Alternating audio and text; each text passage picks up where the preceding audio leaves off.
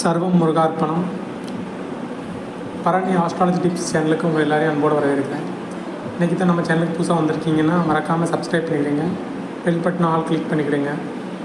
உங்களுக்கு இந்த வீடியோ ரொம்ப பிடிச்சிருந்தால் லைக் பண்ணி ஷேர் பண்ணிடுங்க, சரிங்களா? இன்றைக்கி நம்ம பார்க்க போகிற வீடியோ என்னென்னா சாபம்.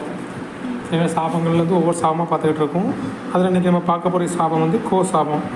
இந்த சாபம் எதனால் ஏற்படுது, இதனால் ஏற்படக்கூடிய விளைவுகள் என்ன, இதுக்கு பரிகாரம் என்ன அப்படிங்கிறத இன்றைக்கி நம்ம பார்க்க போகிறோம், சரிங்களா? வாங்க நம்ம வீடியோக்குள்ளே போகலாம்.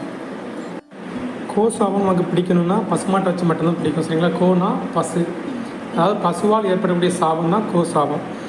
எல்லாருக்கும் ஒரு சந்தேகமாக இருக்கும், ஏகப்பட்ட அனிமல் இருக்குது, ஏன் பசுவுக்கு மட்டும் சாபம் மனுஷனுக்கு பிடிக்கி அப்படின்னு கேட்குறீங்கன்னா, அதுக்கு காரணமும் நம்ம ஒன்று தான். ரெண்டு காரணமாக பார்த்தா, ஒரு காரணம் வந்து நம்ம புராணத்தில் வந்து பசுவுக்கு வந்து ஒரு சிறந்த இடத்தை கொடுத்துருக்காங்க. காளை வந்து சிவனோட வாகனமாகவும், பசு வந்து காமதேவ